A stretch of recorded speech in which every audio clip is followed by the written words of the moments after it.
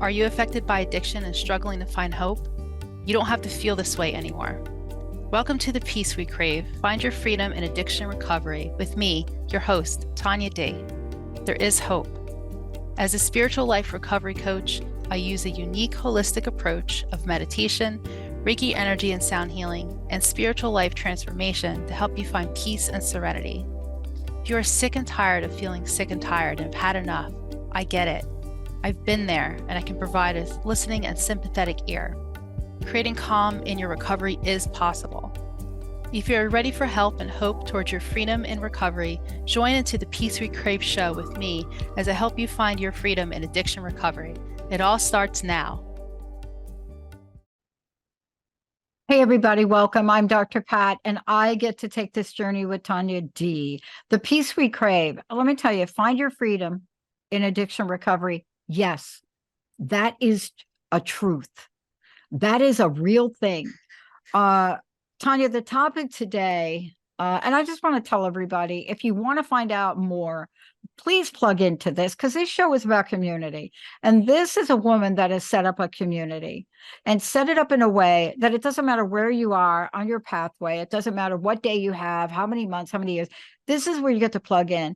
ThePeaceWeCrave.com, Facebook, The Peace We Crave, Instagram, The Peace We Crave, Twitter, The Peace We Crave. I'm just trying to tell you that this is not just a conversation. This is a passion and a purpose. I want to start out community and sobriety. I can talk to you about this now, but I'll tell you, when I walked through the doors, when I opened my mind to change, I didn't even understand that there was an option for a community. But this is an important topic. Can you talk to how this is one of the most needed and most misunderstood? Yeah, absolutely. I'm really glad that we're talking about this today. I remember a time in my life where I had no community. I had no people. I had no support. I just was in my addiction and I was doing my thing. The moment I decided that I wanted to put that down and not participate in that anymore, I needed to find like-minded people to help me. And at first I didn't know what to do. Had no clue. We have this beautiful tool that's actually really great for this called the internet. And I know the internet actually came through and did something really amazing for me, because I came in at a time where what you could Google, how do I stop drinking? How do I stop using? What do I do? And all these beautiful, amazing resources pop up. Yeah. And I mean, I know Dr. Pat, for you've been in recovery for a while. So I remember there was probably a time when phone books were involved and things like that. So, really true. Yeah, and phones are still great. They're not horrible, right? But we have this beautiful tool, this internet, and it really helped. It changed my life because I easily was able to Google, how do I stop drinking? And all these amazing groups popped up, right? 12-step groups, all recovery meetings, all kinds of different things popped up. And I had all these resources at my fingertips. It was freaking amazing. Yeah. It is amazing to talk about now. Can I just say this again? I've said it on every show, but I need to say it again. People ask me, what do you think is there any benefit to COVID? Do you really see any upside to it? I said, oh my God, let me tell you what it is. Unprecedentedly, whatever it is, if COVID did not happen, we would never have brought the addiction community online. It wouldn't have happened. I have been at too many conferences pounding the table. Please, we have to go online. And I will tell you, COVID forced that to happen. Blessing and a curse. I'm not saying COVID was great, but don't you agree? The outfall of that, beyond people like you that were doing it anyway, this really opened up the door, don't you think? Yeah, I absolutely agree. I know for me personally, my meeting, we jumped right online. We were doing whatever we could in order to reach the next sick and suffering person. And we still actually run our online meeting. We never stopped. Yep. And to me, it's so great to know that I could jump on at any time, not just that meeting, but all the kinds of meetings all their kinds of groups. There's so much support on the internet, believe it or not, in a really good way. I mean, social media platforms, there's so many Facebook groups I'm a part of, things like that. Also, I teach a class on Zoom every week, a meditation class that people can come to and find community. And we have a lovely group that comes, and it's at 5:30 Eastern Standard Time if you're ever interested. And just things like that. It was such a blessing. I've met people all over the world. I've gone to meetings with people all over the world. I have amazing network I never thought I would have had. And yeah, it as much as it was not good I feel like for a lot of people who were in sobriety or were trying to find it, also the resources were you could not find them. Yeah.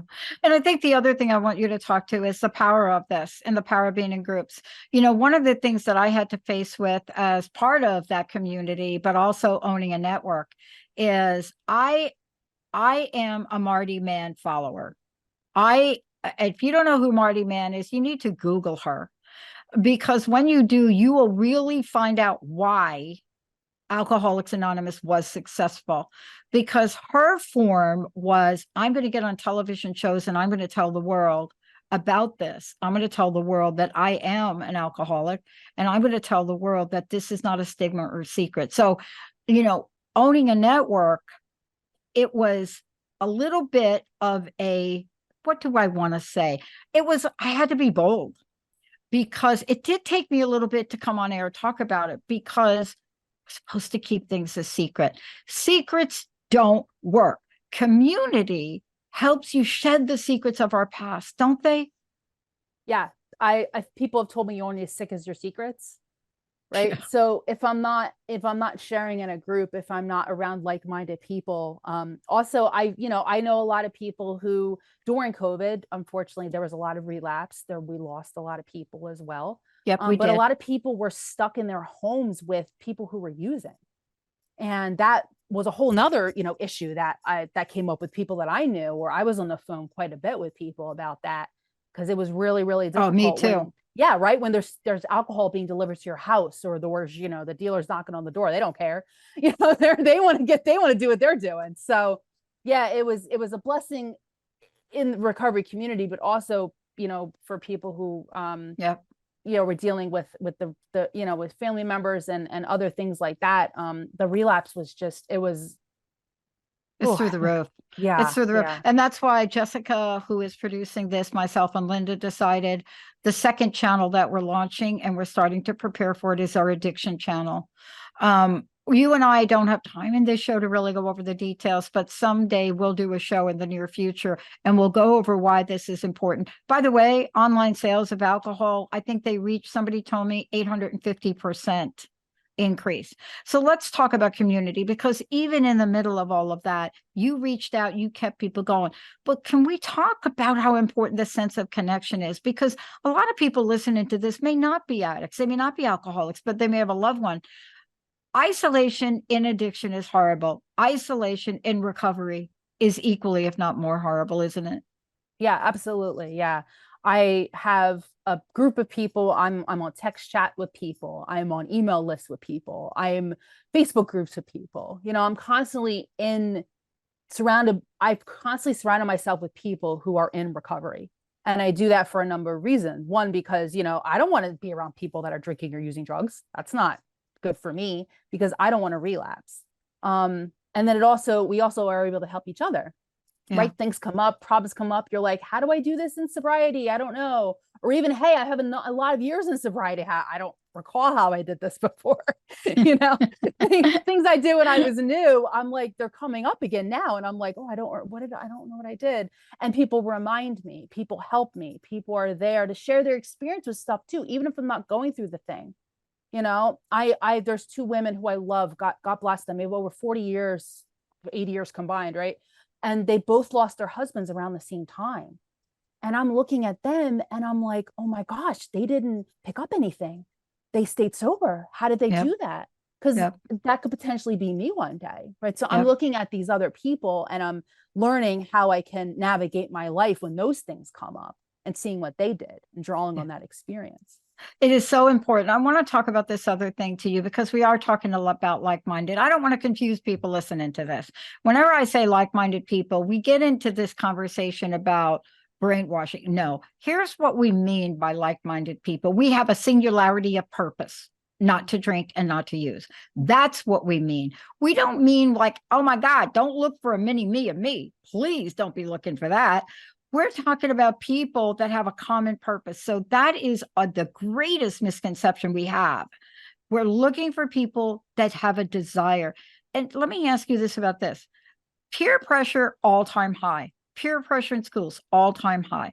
We are all struggling with the same thing. Isn't that part of your mega message out there? We're all struggling, same thing. Yeah, exactly. Yeah, there's so much out there. I mean, these kids, I don't understand how some of them even get through the day. It boggles my mind. Like I said, the internet's great, but there's a lot of things going on there as well that aren't good, especially for the young people. So yeah, having a group of people around you that are interested in doing sober activities, interested in doing, having sober dances or going bowling, or what else do we do? My gosh, yoga or meditation classes, like, retreats, all this kind of things you don't have to do. You don't have to use or drink at these events. Oh my God, don't even talk about dancing. Okay, so let's have a moment. We're not gonna digress, but we are gonna tie this in. Part of what I found when I moved to the greater Seattle area, God was looking out for me in two ways. One, moved me to Seattle.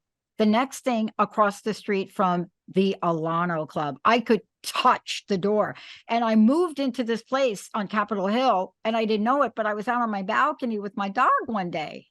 And I'm looking like literally 20 feet away from me. And I saw these people and I said, you've got to be, I'm not going to say it, bleeping kidding me. And that was such a strong community for me because I didn't have that on the East Coast.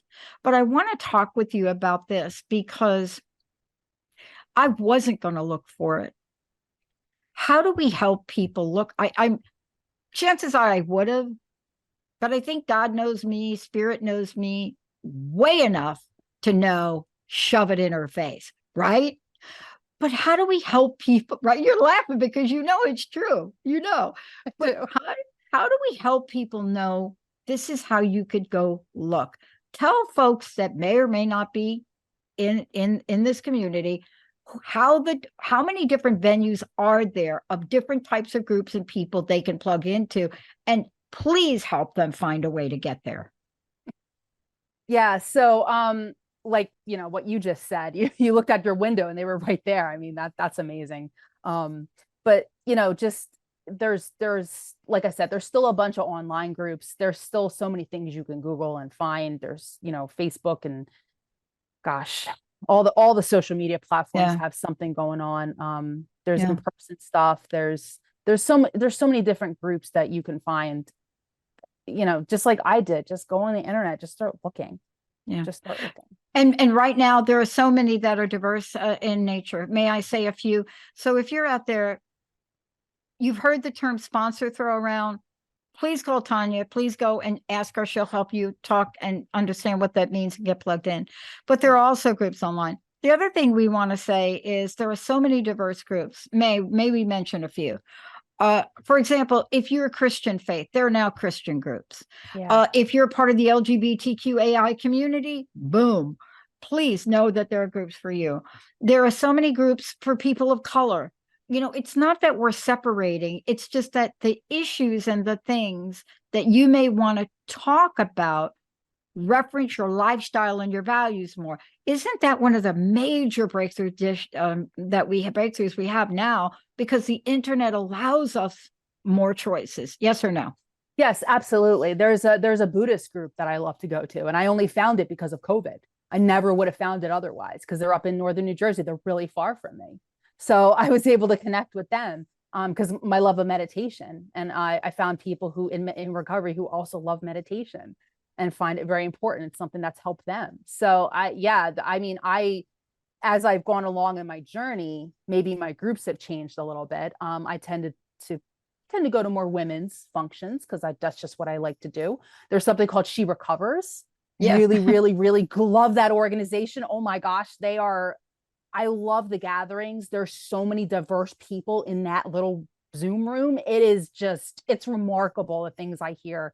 I feel like I've gotten more help recently from them with really specific things than maybe I would have gotten if I went to a different 12-step meeting or something like that. But there's many things I get from my 12-step meeting that I don't get anywhere else. So I really have to, for me, I have to figure out what I really am needing and then looking for the resource. The biggest thing is just, I got to look for the resource. I can't get like in what you said in that isolation. That's very dangerous to me, whether I'm using or not. Super dangerous. And I got to tell you, when I'm slipping into it, thank God for my best friend who's known me. But when I slip into it, I have to have somebody call me out because it's so seductive and it's so familiar. See, it's the familiarity is to when we're using that isolation, right? Right. Can you know what I'm saying here about it? So we kind of slip into it a little bit and we don't know we're into it. It's like the frog. You put the frog in cold water, turn up the water slowly, oopsie, right? But this is why you have to reach out now. And all of the groups that you've created do that. I want to ask you a question about this one other thing. My message has always been, and you're going to hear it when I do my own addiction show on the channel. My message is we get a lot of messages. I'll give you one. I'll never forget the time I was told, I cannot sponsor you. You're on antidepressants. Okay. All right. What I'm trying to say is there are conversations you can have. Please don't be turned away by people. Other things you may hear is, really? You're not going to claim that drug date, your birthday date, because you still drink. I'm just saying to you, look, nobody knows my drug history better than myself.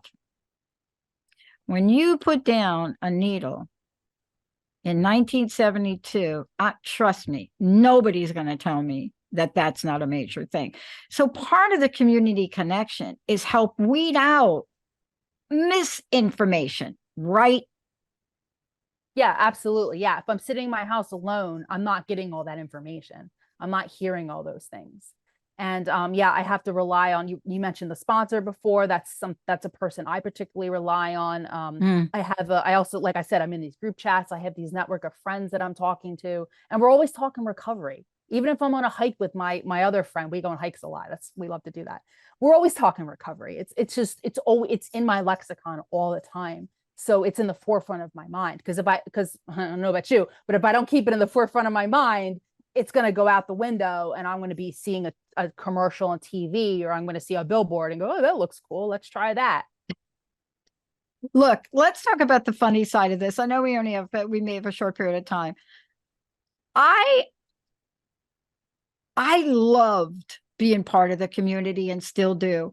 The story, I say this now because now I'm the one telling these stories, right? But when you walk in to some of these rooms or some of these online and you hear somebody that's got a few years, you're like, what the bleep are you talking about? Right?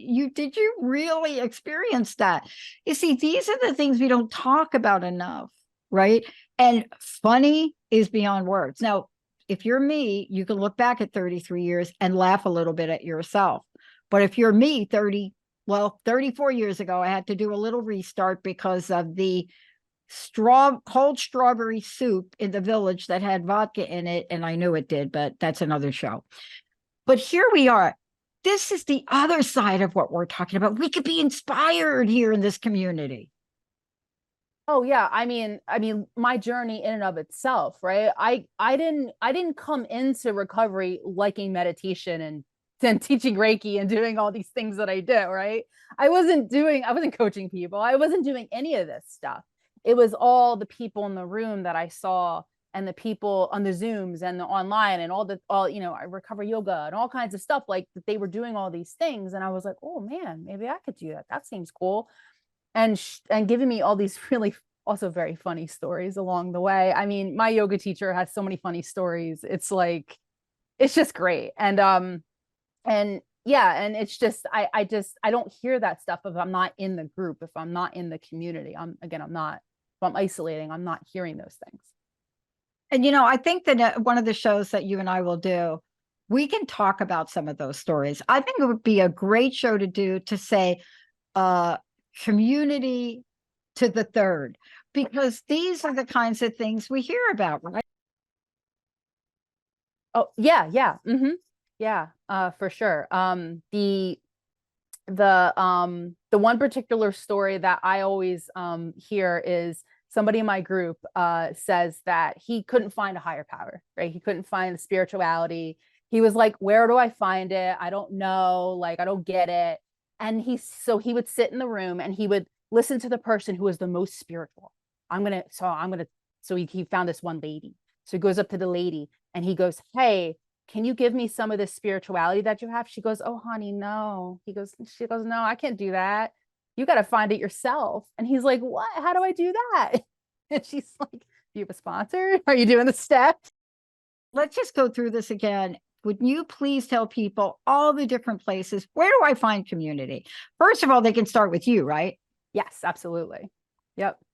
Yeah, I have, like I said, my weekly group that I do. I have a whole bunch of online events that I do, in-person events, all kinds of things that we're a part of. Yeah. Outside of this, you can go online. First of all, let's just be very clear. You've got to get into a place that matches where you're in the program. If you're like day one and you need to go to detox, you need to go to a certain center for that. Okay. Again, a lot of online. Also talk to Tanya. You'll find places to go. The other thing is may I say shop around? Shop around. And what I mean by that is I'm on the East Coast now, so I am really thinking about going to that Buddhist meeting for sure. But I'm in New Jersey now. And so you have to walk around and see what fits, right? Find a group, man, you can connect with. Don't be afraid to ask somebody to be your sponsor. What's the answer? Yes or no? Well, you could get another answer, but the point is it's that simple and you keep doing it. If you need help, you call Tanya, you find out, how do I do this? What do I look for? But there are other places, treatment facilities, sober activity groups, the funnest. Yeah. Sober dancing. Yeah. Oh, crazy. I've never had so much fun in my life. It was very scary at first, I will admit. But there are so many of these places now online. Hiking groups. Maybe you don't like to be in a room with people. Go hiking with people. Isn't your message, please do something? Please. Look, I can sit here and talk like this, but I'm a super introvert. For me to get out, if that Alano Club was not across the street from me, and it was an LGBTQ AI 24/7 fellowship, if that was not across the street from me, I went there and I got plugged into dancing. I got plugged into coffee places. I got plugged into Seattle hiking, kayaking. You got to be bold enough to step out, though, don't you? Yeah, and I'm glad you brought up the introversion. I'm introverted as well, and that is definitely something that I struggle with.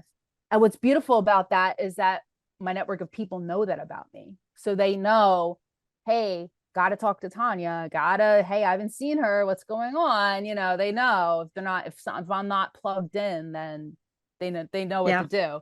But they're not going to know that unless I'm telling them, unless I'm talking with them. That's right. Nobody believes me about that, but that's another show. Look, Wednesday, 5:30 p.m. Eastern, meditation for sobriety class, right? Are you doing that? Tell us what you're doing for that. So that's a weekly class that I do.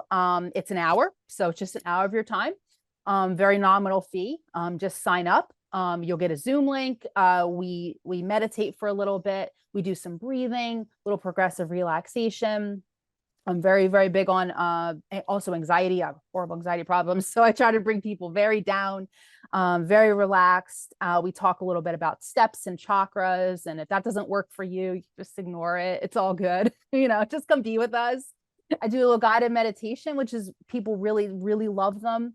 And then we journal a little bit, and then we have a little discussion and we talk. So it's not like we're sitting in silence for an hour, no, we're not doing that. Like we're building this community of people who not only want to stay sober today, but maybe enjoy some meditation and a little bit of talk. And who doesn't love that? It's only an hour. Yeah. How do they do it though? Did they go to your website to sign up? What do they do? Yep. It's on my website. I have a class schedule link. You'll see on the drop down. Just click there. You'll find it. And for those of you that didn't hear me say what the website was, it is the Peace, PEACE, we crave.com. last question. What's your personal message? What do you want to leave us with today? So as always, I just want to let everybody know that if you're struggling and you're trying to find hope, or you're sick and tired of feeling sick and tired, I'm just letting you know, again, there's hope, there's groups, there's people out here to help you. Just, you don't have to feel this way anymore. Reach out to me. Thank you. I can't thank you for what you're doing, because you are a shining light in this community. You know, you didn't hesitate for 1 minute to be bold. You didn't hesitate for 1 minute to step out. You didn't second guess yourself about should I, shouldn't I? See, you are a protege of the Marty Man Club. Thank you. And I didn't even know that when I first started. I said, who's that? And I had to Google her, and I found out. Oh my gosh. Look, I can't thank you enough. Again, the Peace We Crave, everywhere, Facebook, Instagram. And I want to thank you for taking this on. Do consider doing a show with me on my show, where we talk about what doesn't get talked about, and let's laugh a lot. I love that. Yeah, probably get Susan on there with us. Oh my gosh. Thank you so much. Those of you out there, all you need is a desire. Reach out to Tanya for the rest. Reach out to her community. I'm telling you, the desire is enough. Thank you all. We'll see you next time. Thank you. You've been listening to The Peace We Crave, Find Your Freedom in Addiction Recovery with me, your host, Tanya D, on TransformationTalkRadio.com. Tune in the first Monday of each month at 3 p.m. Pacific, 6 p.m. Eastern, as we take you on a spiritual life recovery coach journey and share unique holistic approaches. Let's stop struggling in recovery and restore hope. Join us for each show as we design a pathway to peace and serenity in addiction recovery. You don't have to struggle in recovery anymore. Let me help you find the peace we crave. For more information, visit thepeacewecrave.com.